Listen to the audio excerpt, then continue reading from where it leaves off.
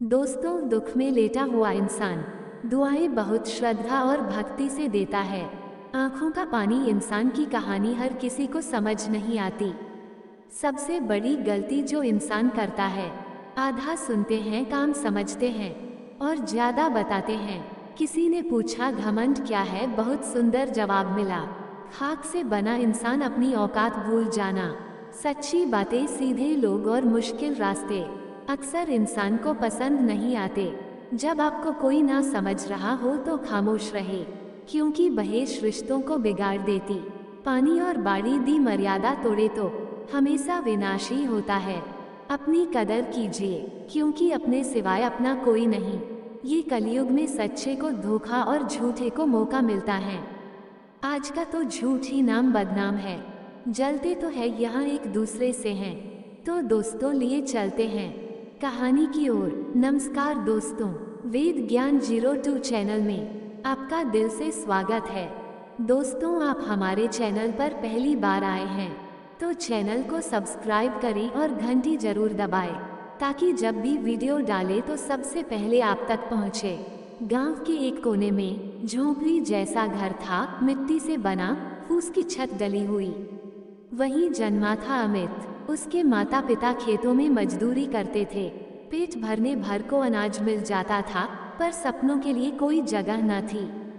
दुनिया कहती भाग्य में लिखा नहीं है कुछ बड़ा बनना, ये तो मजदूरों का खानदान है।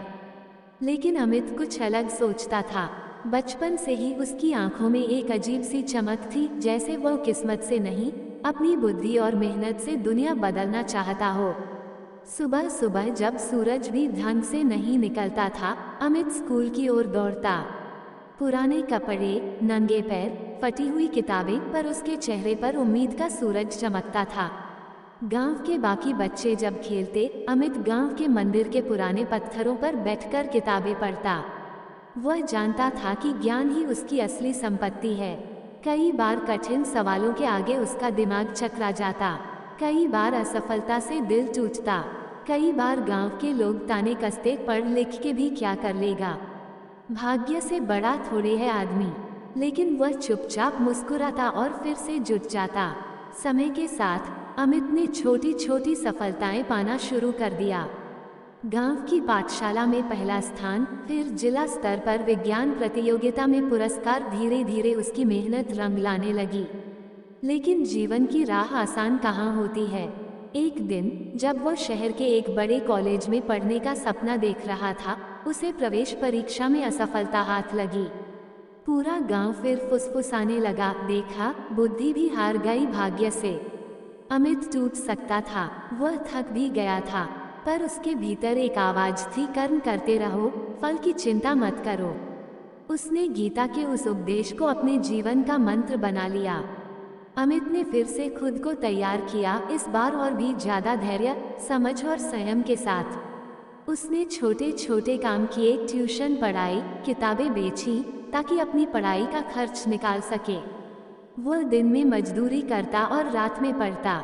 उसकी आंखों में सपनों की आग थी और दिल में लौ थी कभी न हार मानने की।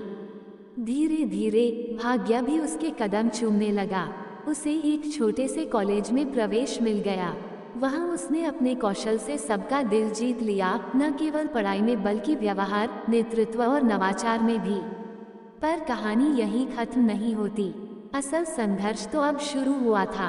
अब जब अमित शिक्षा की ऊंचाइयों पर चढ़ने लगा था, उसके सामने नई नई चुनौतियां आ खड़ी हुई। बड़े बड़े प्रतियोगी, आर्थिक तंगी, सामाजिक भेदभाव और सबसे बड़ी चुनौती स्वयं पर विश्वास बनाए रखना।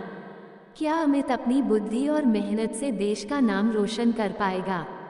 क्या भाग्य उसका हाथ थामेगा या फिर कोई नई परीक्षा सामने खड़ी होगी? अमित का सफर अभी जारी है। उसकी कहानी बहती नदी की तरह आगे बढ़ती जा रही है, जिसमें हर मोड़ पर एक नई सीख, एक नया संघर्ष और एक नया सपना पल रहा है। कॉलेज में प्रवेश तो मिल गया था, पर असली जंग तो अब शुरू हुई थी। शहर का माहौल गांव से बिल्कुल अलग था। ऊंचे ऊंचे भवन, चमचमाती सड़कें, तेज दौड़ती जिंदगियां, सब कुछ एक अजनबी सपने जैसा था। अमित के पास न महंगे कपड़े थे, न स्मार्ट मोबाइल, न दोस्तों के साथ चाय की महफिलें। उसके पास सिर्फ दो चीजें थीं, एक पुरानी थैली में रखी किताबें और दिल में जलती संघर्ष की आग। हर दिन कॉलेज के गलियारों से गुजरते हुए अमित को एहसास होता, यहाँ तो लोग परिवार के पैसों के सहारे सपने बुनते हैं। उसे कोई सहारा नहीं था सिवाय अपने आत्मविश्वास और परिश्रम के। कई बार वह खाली पेट सोता, कई बार जेब में चंद सिक्के लिए बसों में सफर करता, कई बार क्लासरूम में दोस्तों की हंसी का पात्र बनता। लेकिन हर अपमान, हर चोट उसकी आत्मा को और मजबूत करती जाती। एक दिन कॉलेज में एक इनोवेशन चैलेंज रखा गया, एक ऐसी प्रतियोगिता जहां नए विचारों को प्रस्तुत करना था। पुरस्कार था छात्रवृत्ति और विदेश में एक इंटर्नशिप का मौका। अमित का दिल धड़कने लगा। यह अवसर उसके जीवन को बदल सकता था, लेकिन प्रतियोगिता कठिन थी। उसमें हिस्सा लेने वाले छात्र बड़े बड़े स्कूलों से आए थे, जिन्हें तकनीक की समझ और संसाधन दोनों मिले थे। अमित के पास सिर्फ एक विचार था, कैसे गांवों में सस्ती तकनीक से पानी शुद्ध किया जा सकता है। उसने दिन रात एक कर दिए। कब दिन निकला, कब रात ढली, उसे पता ही नहीं चलता। फटी हुई डायरी के पन्नों पर वह योजनाएं बनाता, कबाड़ से पार्ट्स जुटाकर छोटे छोटे मॉडल बनाता। उसके लिए ये सिर्फ प्रतियोगिता नहीं थी, यह उसका सपना था, उसकी असली परीक्षा। पर जब प्रतियोगिता का दिन आया, ठीक उसी दिन अमित को खबर मिली कि उसके पिता खेत में घायल हो गए हैं। गांव से बार बार फोन आ रहा था, तुरंत लौटो। अमित का दिल दो हिस्सों में बंट गया, एक तरफ सपने की पुकार, दूसरी तरफ परिवार का दायित्व। वह जानता था अगर वह आज नहीं लौटा तो शायद पिता को आखिरी बार न देख पाए। लेकिन अगर आज प्रतियोगिता छोड़ दी तो सालों की मेहनत पानी में चली जाएगी। अमित मंदिर के बाहर बैठ गया। उसके भीतर युद्ध छिड़ गया था, भाग्य और कर्म के बीच। उसने आंखें मूंदी और धीरे से बुदबुदाया, हे प्रभु, मैं जो भी करूं वह सही हो। आखिर उसने निर्णय लिया, वह प्रतियोगिता में भाग लेगा और जैसे ही खत्म होगी गांव भागेगा। कांपते हाथों और धड़कते दिल के साथ अमित ने अपनी प्रस्तुति दी। उसकी आवाज में भावनाएं थी, विचारों में जमीनी हकीकत थी और आंखों में वह आग थी जो बड़े बड़े शब्दों से कहीं ज्यादा प्रभावशाली थी। पूरा हॉल सुनकर स्तब्ध रह गया। परिणाम घोषित हुए। अमित प्रथम स्थान पर आया था। वह छात्रवृत्ति जीत चुका था। उसे विदेश जाने का अवसर मिला था। कॉलेज के सभी लोग जो कभी उसकी गरीबी का मजाक उड़ाते थे, अब उसके लिए तालियां बजा रहे थे। पर वो मुस्कुराया नहीं। वह दौड़ पड़ा गांव की ओर। पिता अस्पताल में थे, उनकी हालत नाजुक थी। अमित ने जो पुरस्कार राशि मिली थी वह बिना सोचे अस्पताल में लगा दी। किसी ने पूछा, अरे अपने विदेश जाने के पैसे का क्या करोगे? अमित ने बस इतना कहा, सपने फिर बन जाएंगे, पर माँ बाप का साथ अगर छूट गया तो कभी नहीं लौटेगा। समय गुजरा। पिता धीरे धीरे ठीक हुए। अमित ने 1 साल का समय गांव में बिताया, पर वह रुका नहीं। वह गांव के बच्चों को पढ़ाने लगा, उन्हें विज्ञान और गणित के सरल तरीके सिखाने लगा। वह जानता था बदलाव सिर्फ खुद तक सीमित नहीं होना चाहिए, वह लहर बनकर फैलना चाहिए। जब 1 साल बाद उसने दोबारा आवेदन किया तो इस बार उसे कई विश्वविद्यालयों से बुलावा आया, क्योंकि अब वह केवल एक छात्र नहीं था, वह एक समाजसेवी, एक चेंज मेकर बन चुका था। अमित अब विदेश जाने को तैयार था, पर अब उसका सपना सिर्फ खुद की तरक्की नहीं था। वह गांव-गांव तकनीक पहुंचाना चाहता था, ताकि कोई और बच्चा गरीबी से हार न मान जाए, ताकि भाग्य को कोसने के बजाय लोग अपनी मेहनत और बुद्धि से तकदीर लिखना सीखें। अमित के सामने अब एक विशाल दुनिया थी, नए नए अवसर, नई नई चुनौतियाँ। क्या वह विदेशी धरती पर भी अपने सिद्धांतों पर टिके रह पाएगा? क्या वह वहां से कुछ ऐसा लेकर लौटेगा जो पूरे देश को बदल दे? या फिर रास्ते में उसे और भी बड़ी परीक्षाएं देखने को मिलेंगी, ऐसी परीक्षाएं जो उसके आत्मविश्वास, चरित्र और मानवीयता को असली कसौटी पर कसेंगी।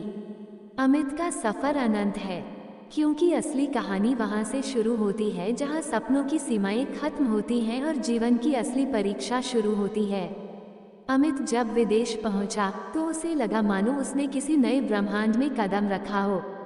जहां हर तरफ आधुनिकता थी, उन्नत सोच थी और एक ऐसी दुनिया थी जो सपनों से भी आगे थी। पर भीतर का गांव का लड़का अब भी जिंदा था, विनम्र, जिज्ञासु और कर्म में विश्वास रखने वाला।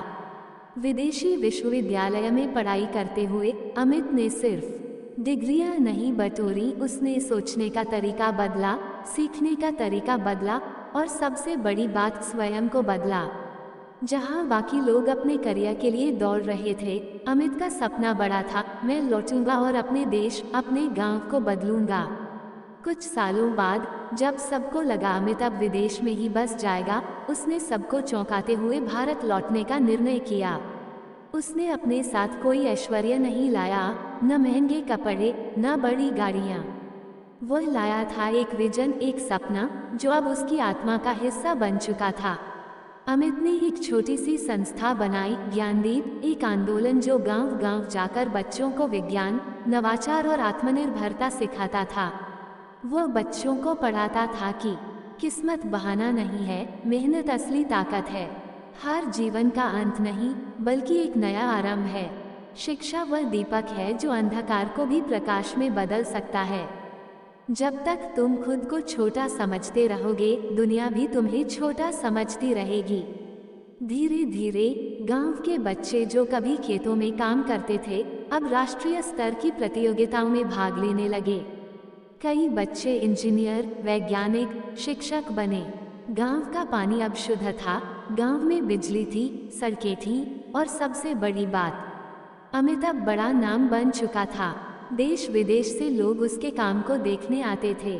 उसे सम्मान, पुरस्कार और प्रसिद्धि सब कुछ मिल गया था, पर उसका दिल अब भी वही था, शांत, विनम्र, कर्मनिष्ठ। एक दिन जब एक पत्रकार ने अमित से पूछा, आपकी सफलता का राज क्या है, किस्मत या बुद्धि? अमित मुस्कुराया और जवाब दिया, सफलता न भाग्य से मिलती है, न सिर्फ बुद्धि से। सफलता मिलती है निरंतर कर्म, सच्चे संकल्प और अडिग धैर्य से। भाग्य उसका साथ देता है जो बिना थके, बिना रुके अपने सपने की ओर बढ़ता है। उसने अपनी डायरी में अंतिम वाक्य लिखा, जिन्होंने सितारों तक पहुंचने की ठान ली हो, उनके लिए आकाश की सीमाएं कोई मायने नहीं रखती। और यहीं से अमित की कहानी एक व्यक्ति से एक विचार में बदल गई। अब वह सिर्फ एक नाम नहीं था, वह एक प्रेरणा बन गया था। जहां भी कोई बच्चा मुश्किलों से हारने लगे, उसे अमित की कहानी सुनाई जाती। जहां भी कोई युवा सपनों के सामने झुकने लगे, उसे अमित का उदाहरण दिया जाता। जहां भी कोई दिल बुझने लगे, वहां अमित का दीपक जल उठता। कहानी का संदेश और सुंदर समापन, जीवन में न तो केवल भाग्य महान है, न केवल बुद्धि महान है, वह निरंतर कर्म जो बाधाओं से नहीं डरता, जो असफलताओं से नहीं थमता और जो भीतर जलती आग को कभी बुझने नहीं देता, जो अपनी राह खुद बनाता है, समय भी एक दिन उसके कदम चूमता है। वीडियो पसंद आए तो अपने दोस्त परिवार के साथ जरूर शेयर करें। धन्यवाद।